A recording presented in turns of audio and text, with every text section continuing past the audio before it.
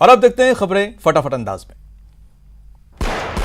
UP के लखनऊ में आज सुबह का एक बड़ा हादसा होने से बच गया। यहां चारबाग स्टेशन के पास एक ट्रेन डिरेल हो गई और 2 डिब्बे पटरी से उतर गए। इस हादसे में अब तक किसी के घायल होने की खबर नहीं है। जानकारी के मुताबिक अमृतसर से जयनगर जाने वाली एक्सप्रेस ट्रेन डिरेल हुई है। हादसे के तुरंत बाद यात्रियों को सुरक्षित बाहर निकाला गया और मौके पर अधिकारियों ने पहुंचकर हालात पर काबू पाया। गुजरात को प्रधानमंत्री नरेंद्र मोदी आज लगातार दूसरे दिन तोहफा दिया है। पीएम मोदी ने आज अहमदाबाद मेट्रो प्रोजेक्ट के दूसरे चरण और सूरत मेट्रो प्रोजेक्ट का भूमि पूजन किया। इस कार्यक्रम में केंद्रीय गृह मंत्री अमित शाह के अलावा राज्यपाल आचार्य देवव्रत, मुख्यमंत्री विजय रूपाणी और केंद्रीय शहरी विकास मंत्री हरदीप सिंह पुरी भी मौजूद रहे। अहमदाबाद मेट्रो प्रोजेक्ट के दूसरे चरण में कुल 28.25 किलोमीटर की लंबाई के 2 कॉरिडोर होंगे। पहला कॉरिडोर मोटेरा स्टेडियम से महात्मा मंदिर तक होगा और दूसरा कॉरिडोर JNU से गिफ्ट सिटी तक होगा। वहीं सूरत मेट्रो रेल परियोजना की कुल लंबाई लगभग 40.35 किलोमीटर होगी, जिसमें 2 कॉरिडोर होंगे। इसका पहला कॉरिडोर सरथना से ड्रीम सिटी तक और दूसरा कॉरिडोर भेसन से सरोली लाइन का है। पाकिस्तान के सिंध के लोगों ने प्रांत की आजादी के लिए खुलकर वर्ल्ड लीडर्स से मदद मांगी है और इसके लिए सिंध प्रांत के जामशोरो जिले के सान कस्बे में एक रैली निकाली गई। इस दौरान भारी संख्या में लोगों ने प्रदर्शन किया। प्रदर्शन के दौरान पीएम नरेंद्र मोदी और अन्य वर्ल्ड लीडर्स के पोस्टर भी दिखाए गए। प्रदर्शनकारियों ने दुनिया के लीडर्स से सिंध देश की आजादी में मदद करने की अपील की।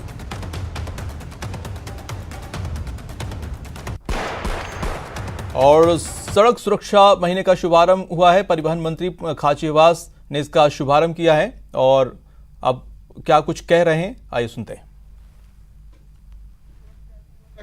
कार्यक्रम में उपस्थित आदरणीय विधायक रफीक खान साहब, जयपुर की mayor Munesh ji, Shrimati Smita Srivastava ji, ADG traffic police Rajasthan, Shri Ravi Jain परिवहन आयुक्त ji, Shri Adarsh Sidhu ji DCP traffic, Shri Abhijeet Singh ji DCP पूर्व जयपुर, श्री महेंद्र कुमार जी खींची साहब, श्री राकेश शर्मा जी परिवहन अधिकारी जयपुर, श्री हरीश शर्मा जी, श्री राजेश सिंह जी एसए साहब, मनोज मुदगल जी और इस कार्यक्रम में उपस्थित बस ऑपरेटर्स यूनियन के पदाधिकारीगण, ट्रक ट्रांसपोर्ट ऑपरेटर्स यूनियन के पदाधिकारीगण, जयपुर के हमारे काफी पार्षद साथी यहां पर उपस्थित हैं, एनजीओज के मुस्कान के और बाकी सब लोग उपस्थित हैं। मैंने मुस्कान का नाम इसलिए लिया, मुस्कान को तो नेशनल लेवल पे प्राइज मिलने जा रहा है, उसके लिए मैं बधाई दे रहा हूं आपको। और वीरेंद्र सिंह राठौड़ जो हमारे डीटीओ हैं भीलवाड़ा में, उनको भी फर्स्ट प्राइज मिलने जा रहा है नेशनल लेवल पे, तो मैं उनको भी बधाई देता हूं क्योंकि उन्होंने सड़क सुरक्षा पे बहुत बड़ा प्रोग्राम किया है। देखिए, जिंदगी में सब कुछ वापस आ सकता है लेकिन बीता हुआ वक्त कभी वापस नहीं आ सकता और यदि कभी दुर्घटना घट जाए तो उसका दर्द भी कभी खत्म नहीं हो सकता। इसलिए जो लोग सही समय पर सही फैसला लेते हैं, भगवान उनके लिए सुरक्षा के रास्ते बनाता है। अपनी सुरक्षा आदमी खुद तय करता है। जितनी लापरवाही बरतेगा, हंसी मजाक में जिंदगी को लेगा, सड़क पर निकल गया और निकलने के बाद लापरवाही से गाड़ी चलाएगा, दौड़ाएगा, भगाएगा। अब ये जो मोटरसाइकिल की आवाज आ रही है, बंदा यंग है, कोई चिंता नहीं है, अभी भगाया जा रहा है और जैसे ही पुलिस सामने आएगी तो कट मार के निकल जाएगा, कट मार के निकल जाएगा। खुश होने की जरूरत नहीं है। इसी रोड पर ऐसे ऐसे बड़े एक्सीडेंट हुए कि घर वालों के इंटरव्यू पढ़ के दूसरों की आंखों में आंसू आ गए, फिर भी लोग सुधरने को तैयार नहीं। लोग इस बात को तय नहीं कर पा रहे कि जान है तो जहान है। आपकी जिंदगी रहेगी तब तो चलोगे ना भैया। ये इतना सुंदर जीवन भगवान ने हमको दिया है, वो जीने के लिए दिया, मरने के लिए नहीं दिया। और दुर्घटना में जब कोई मरता है तो कई बार लोग, मेरे को एक जना मिला, बोले साहब जिस दिन मौत आएगी उस दिन कोई नहीं बचा पाएगा। मैंने कहा गलत बात। भगवान खुद ये कहते हैं कि मैंने तेरे को मेरे जैसा बनाकर भेजा है, सोचने समझने की ताकत दी है, आंख दी है, कान दिए, नाक दिया है। दुनिया में मानव जैसा कोई जीव नहीं है। प्रदेश में आज से 9वीं से 12वीं के स्कूल खुल गए हैं। वहीं दिल्ली में भी बोर्ड की परीक्षाओं को देखते हुए आज से 10वीं और 12वीं के छात्रों के लिए स्कूल खुल गए हैं। प्रदेश में 30,000 स्कूल 10 महीने बाद स्कूल खुल गए हैं। साथ ही कोचिंग संस्थान और कॉलेज भी खुल गए हैं। स्कूल खुले तो एंट्री गेट पर हाथ मिलाने वाले स्टूडेंट्स दूर से ही नमस्कार करते दिखाई दिए। स्कूल खुलने के बाद गाइडलाइंस के पालन को लेकर अधिकारी मुस्तैद नजर आए। जयपुर में संभागीय आयुक्त समित शर्मा ने स्कूलों का जायजा लिया। वहीं शिक्षा राज्य मंत्री गोविंद सिंह डोटासरा ने सीकर के महात्मा गांधी स्कूल का निरीक्षण किया। उन्होंने स्कूल प्रबंधन से कोरोना गाइडलाइन का कड़ाई से पालन करने के निर्देश दिए। आज से राष्ट्रीय सड़क सुरक्षा माह शुरू हो गया है। 18 जनवरी से 17 फरवरी तक चलने वाले इस आयोजन के सिलसिले में जयपुर में भी कार्यक्रम का आयोजन हुआ, जहां परिवहन मंत्री प्रताप सिंह खाचरियावास लोगों से यातायात के नियमों के पालन की अपील कर रहे हैं। राष्ट्रीय सड़क सुरक्षा माह को लेकर सीएम अशोक गहलोत ने ट्वीट किया है। उन्होंने अपने ट्वीट में वाहन चालकों और लोगों से यातायात नियमों के पालन की अपील की है। जयपुर में बीजेपी के किसान मोर्चा के प्रदेश अध्यक्ष हरि राम राणवा और राम कुमार वालिया ने प्रेस कॉन्फ्रेंस की। प्रेस कॉन्फ्रेंस में कृषि सुधार कानूनों पर चर्चा हुई। भरतपुर के रूपवाल में जहरीली शराब से मौत मामले की गुत्थी और उलझती जा रही है। अब मामला उत्तर प्रदेश से जुड़ता जा रहा है। बता दें कि रूपवाल में जहरीली शराब से 8 लोगों की मौत हो गई थी, जिसके बाद अब पुलिस ने 3 आरोपियों को गिरफ्तार किया है। दौसा के खवारावजी गांव में 2 युवक और युवती के शव पेड़ पर लटके मिले। पुलिस ने दोनों प्रेमी युगल हो सकते हैं बताया है। फिलहाल पुलिस जांच में जुटी हुई है।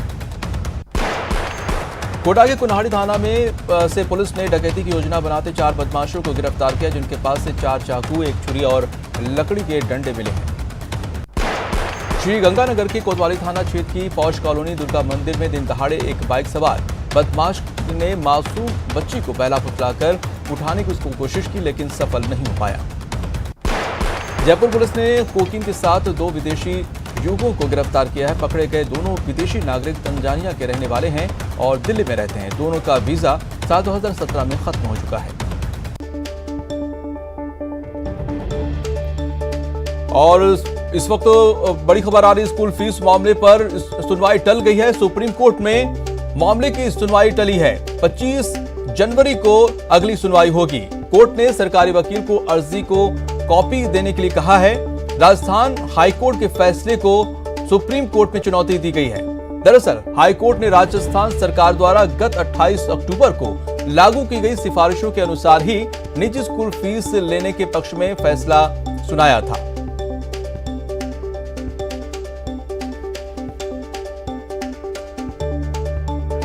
तो इस वक्त ही आपको बड़ी खबर और ज्यादा जानकारी के साथ हमारे साथ सचिन जुड़ चुके हैं। सचिन, एक बार फिर से सुनवाई टल गई है, क्या है पूरा अपडेट?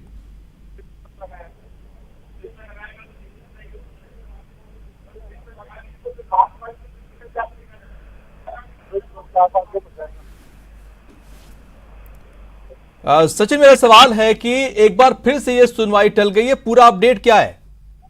देखिए, आज ये सुनवाई सुप्रीम कोर्ट में होनी थी। एक निजी स्कूल द्वारा जो 18 दिसंबर का आदेश है राजस्थान हाईकोर्ट का फीस को लेकर, उसको चुनौती दी गई थी। साथ ही जो अभिभावक हैं, अभिभावकों की तरफ से भी कैवियट दायर की गई थी। बिना अभिभावकों को सुने मामले में कोई स्टे या अन्य तरह का कोई निर्देश सुप्रीम कोर्ट जारी नहीं करे। आज मामले में सुनवाई थी, लेकिन फिलहाल सुनवाई को सुप्रीम कोर्ट ने टाल दिया है और 25 फरवरी को मामले में अगली सुनवाई होगी। राजस्थान हाईकोर्ट ने लंबी सुनवाई के बाद ये आदेश दिया था कि जो अभिभावक है वो फीस जमा करवाएंगे और स्कूल जो कमेटी फीस कमेटी है एक्ट के तहत, उसके तहत जो फीस निर्धारित की गई है वही फीस जमा कराएगी। सुनवाई के दौरान जो राज्य सरकार की ओर से कमेटी बनाई गई थी और उस कमेटी ने जिस तरह की फीस तय की थी, माध्यमिक शिक्षा बोर्ड के स्कूलों के लिए 60% और सीबीएसई स्कूलों के लिए 70% की, उसी ट्यूशन फीस के अनुरूप जो है फीस लेने के आदेश दिए गए थे, जिससे निजी स्कूलों द्वारा सुप्रीम कोर्ट में चुनौती दी गई थी। और साथ ही जो अभिभावक संयुक्त समिति है, उन्होंने भी अपनी तरफ से कैवियट इस पूरे मामले में दायर की थी और कहा था कैवियट दायर करके कि कोई भी एक तरफ फैसला सुप्रीम कोर्ट ना दे, फैसला देने से पहले जो है सुना जाए अभिभावकों को भी, लेकिन आज पहला मौका था, लेकिन मामले में सुनवाई को टाल दिया गया है और 25 फरवरी को मामले में अगली सुनवाई होगी। जी, बहुत शुक्रिया तमाम जानकारी के लिए। और बढ़ते हैं फटाफट खबरों की तरफ। और बाड़मेर जेल में अफीम मिलने का सनसनीखेज मामला सामने आया है। ऑपरेशन फ्लैट आउट के तहत बाड़मेर पुलिस और जेल प्रशासन की ओर से चलाए जा रहे ऑपरेशन के तहत कार्रवाई करते हुए कैदी से 20 ग्राम अफीम जब्त की है। झालावाड़ में महिला थाना पुलिस ने बिजली विभाग के सहायक अभियंता को गिरफ्तार किया है। गिरफ्तार अभियंता पर एक महिला ने नौकरी और शादी का झांसा देकर यौन शोषण का आरोप लगाया है। राजसमंद के कांकरोली में 29 दिसंबर को श्रीनाथ मार्केट में रेडीमेड व्यापारी से मारपीट और रिवॉल्वर दिखाकर कपड़े लूटने के मामले में पुलिस को सफलता मिली है। पुलिस ने 3 शातिर आरोपियों को गिरफ्तार कर लिया है। दौसा में बीती रात ग्रामीणों ने क्रेशर संचालकों पर हमला कर दिया है। घटना में करीब 12 से ज्यादा संचालक घायल हो गए हैं। ग्रामीण कई दिनों से सिकलाई उपखंड के कालवान क्षेत्र में क्रेशरों को बंद करवाने की मांग को लेकर प्रदर्शन कर रहे थे। टोंक में खतौली गेट निवासी वृद्ध जैन दंपति को उनके ही घर में बंधक बनाकर डकैती डाली गई, जिसके बाद पुलिस ने महज 1 घंटे में ही खुलासा करते हुए जयपुर की तरफ फरार हो रहे 3 शातिर बदमाशों को नाकेबंदी के दौरान गिरफ्तार कर लिया। नागौर के कोटन इलाके में पुलिस ने पेट्रोल पंप पर लूट की योजना बनाते 5 बदमाशों को गिरफ्तार किया है। पुलिस ने आरोपियों के पास से 1 पिस्टल, 1 रिवॉल्वर, मिर्च पाउडर, बाइक और एक गाड़ी बरामद की है। अलवर में जहरीली शराब कांड के बाद पुलिस शराब माफियाओं के खिलाफ लगातार कार्रवाई कर रही है। रविवार को आबकारी विभाग ने किशनगढ़ बाग क्षेत्र में सैकड़ों लीटर देसी शराब को नष्ट किया है। पुलिस ने कई लोगों के खिलाफ मामला भी दर्ज कराया है। डूंगरपुर में पुलिस ने अवैध शराब के खिलाफ अभियान चलाते हुए अलग अलग पुलिस थाना क्षेत्रों में छापेमारी की और 13,000 लीटर से ज्यादा महुआ वॉश नष्ट करते हुए 210 लीटर अवैध शराब भी बरामद की है। सवाई माधोपुर में जिला कलेक्टर राजेंद्र किशन के निर्देश पर अवैध शराब के खिलाफ अभियान चलाया गया। अभियान के तहत पुलिस ने विनोबा बस्ती के पास से अवैध शराब की 21 भट्टियों को नष्ट किया। भीलवाड़ा के मांडल से 6 दिन से लापता युवक पंकज भट्ट का शव 3 दिन की छानबीन के बाद गैरी खान के पानी से निकल गया है। पिछले 3 दिनों से सुभाष नगर थाना पुलिस सहित अजमेर की रेस्क्यू टीम पानी में उसकी तलाश कर रही थी। डूंगरपुर में जिला पुलिस कप्तान सुधीर जोशी के निर्देश पर अलग अलग थाना क्षेत्रों में कार्रवाई करते हुए पुलिस ने 13,000 से अधिक देसी शराब को नष्ट किया है। इस दौरान पुलिस ने 7 आरोपियों के खिलाफ केस दर्ज किया है। टोंक में नाला सफाई को लेकर 2 पक्षों में मारपीट हो गई, जिसमें दोनों पक्षों से 4 लोग घायल हो गए। पाली में पुलिस ने युवक की हत्या के 24 घंटे के अंदर 5 आरोपियों को गिरफ्तार कर लिया है। गिरफ्तार आरोपियों में मृतक की पत्नी और 2 साले भी हैं। राजसमंद की रेल मकरा पुलिस ने एवीएनएल कर्मचारियों से मारपीट और लूट के आरोप में 4 शातिर लुटेरों को गिरफ्तार किया है। पूछताछ में चारों लुटेरों ने अपना गुनाह कबूल कर लिया है। चुरू जिले का एक वीडियो सोशल मीडिया पर वायरल हो रहा है, जिसमें डीजे की धुन पर थिरक रहे लोगों के बीच एक युवक पिस्टल से फायरिंग कर रहा है। किसी ने इसकी करतूत वीडियो में कैद कर ली है। कोटा की छावनी इलाके के एक किराना दुकान से महिला ने दिन दहाड़े तेल का पीपा चुरा लिया। वीडियो में आप देख सकते हैं कि कैसे एक महिला बाइक पर किसी के साथ आती है और बड़े आराम से दुकान से तेल का पीपा चुराकर फरार हो जाती है।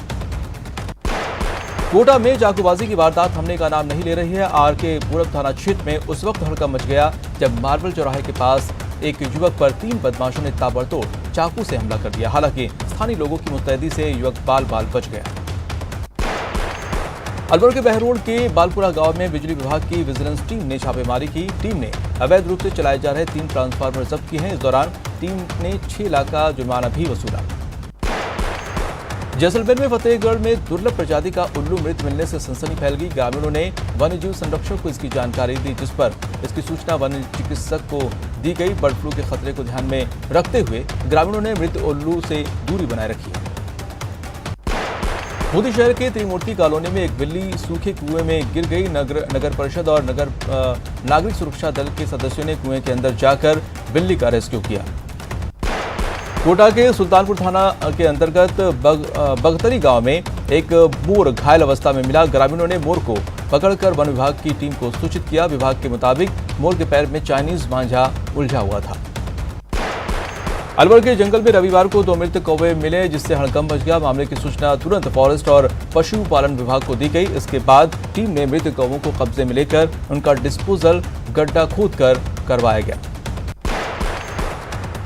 बहरोड क्षेत्र में पहले भी 31 कौवों की मौत हो चुकी है। रविवार की सुबह बहरोड उपखंड के गंडाला गांव में एक घर के पीछे 2 मृत कौवे पाए गए, जो गांव में चर्चा का विषय बन गया।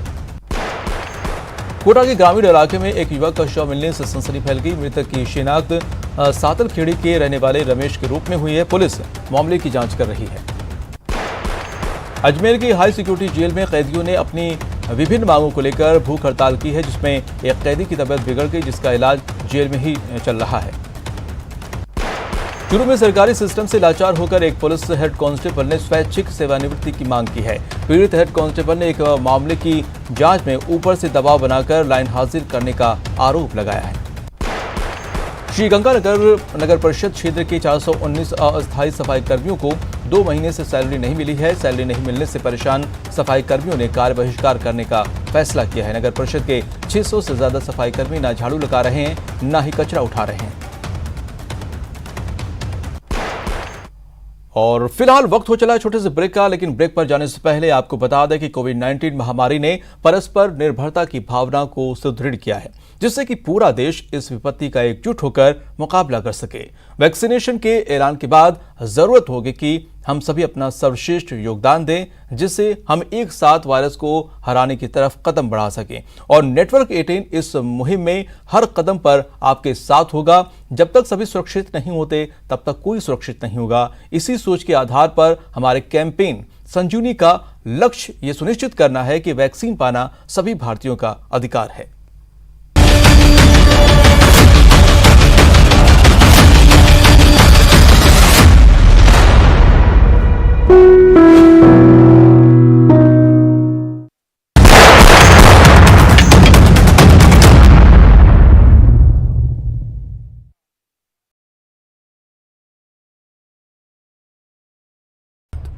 हर किसी की भागीदारी पर आप जो और सवाल उठाने से ही मिल पाएगा जवाब। उनकी चिंताएं किस तरह की? आप कोरोना से लड़िए, आपके लिए हम करेंगे कोरोना पर हर एक सवाल। प्राइम डिबेट सिर्फ न्यूज़ 18 राजस्थान पर। सवाल सारे, मुद्दे तमाम, माइक पर सरे आम होकर ऑटो पे सवार। जब पूछेगा रिपोर्टर, आपके क्षेत्र के हर मसले का जवाब मिलेगा बिल्कुल नए अंदाज में। जब आएगा ऑटो में रिपोर्टर, रोज रात 8:26 पर सिर्फ न्यूज़ 18 राजस्थान पर। जरूरी है कोरोना की हर एक खबर, जरूरी सरकार के फैसलों का असर, सियासत की चाल और इकोनॉमी का हाल जानना जरूरी, बाजार से एग्रीकल्चर और रोजगार की खबर भी जरूरी। इसलिए देखिए जरूरी खबरों का प्राइम टाइम न्यूज़ 18 प्राइम, सिर्फ न्यूज़ 18 राजस्थान पर।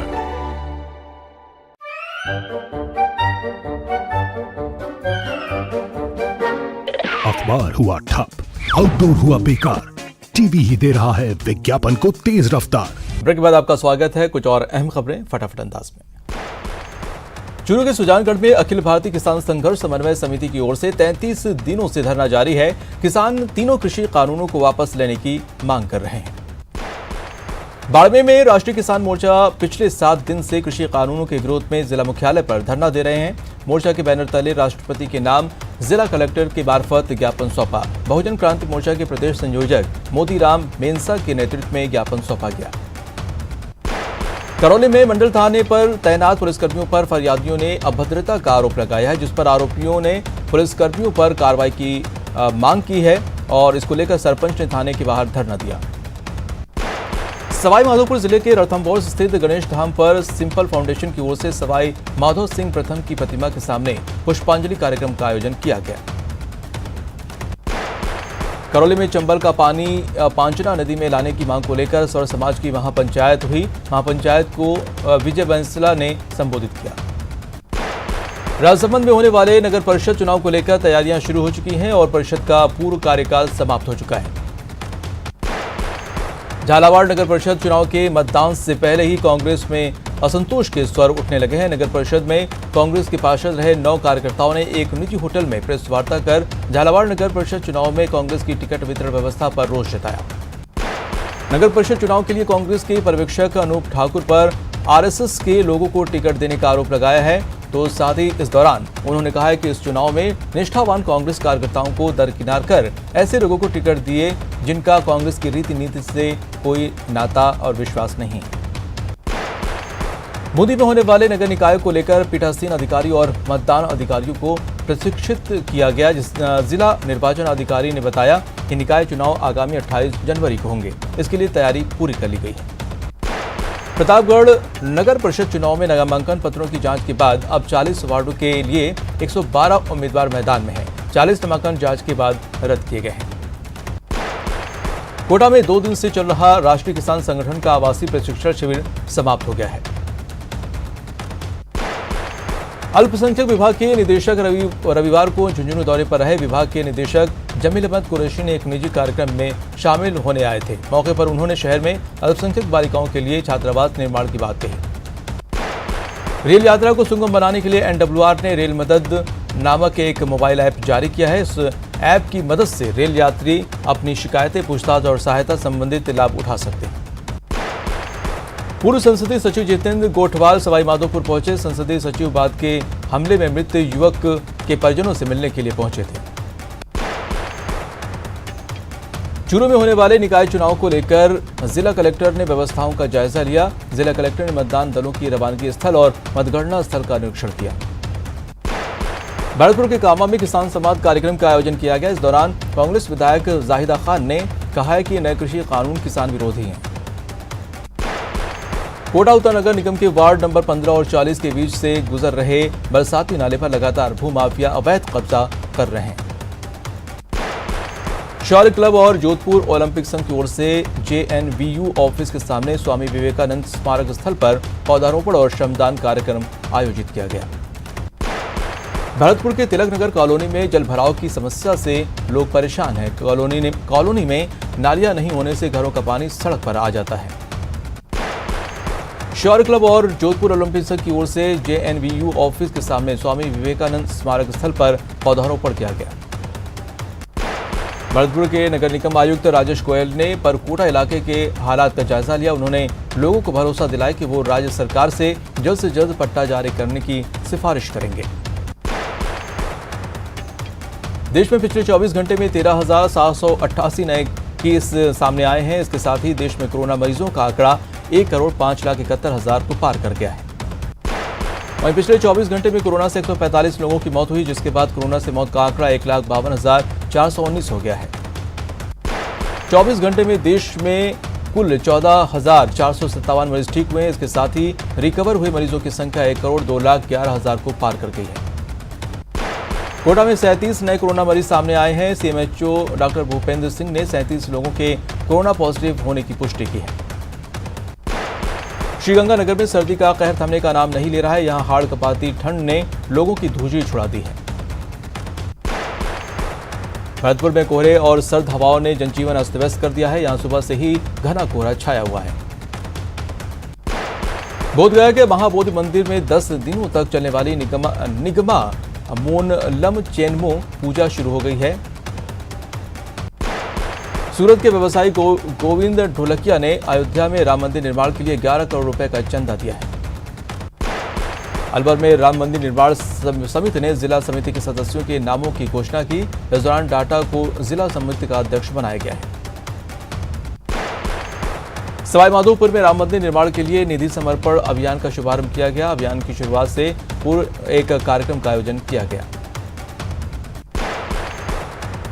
राम जन्मभूमि अयोध्या में मंदिर निर्माण के लिए निधि समर्पण अभियान का करौली के राम स्नेही कीर्ति राम आदर्श विद्या मंदिर में शुभारंभ हुआ। भारत विकास परिषद की हिंडौन शाखा की ओर से 38वां स्वैच्छिक रक्तदान शिविर हिंडौन के राजकीय अस्पतालों में आयोजित किया गया। शिविर में 105 यूनिट रक्त का संग्रहण किया गया। और इसी के साथ इस बुलेटिन में इतना ही।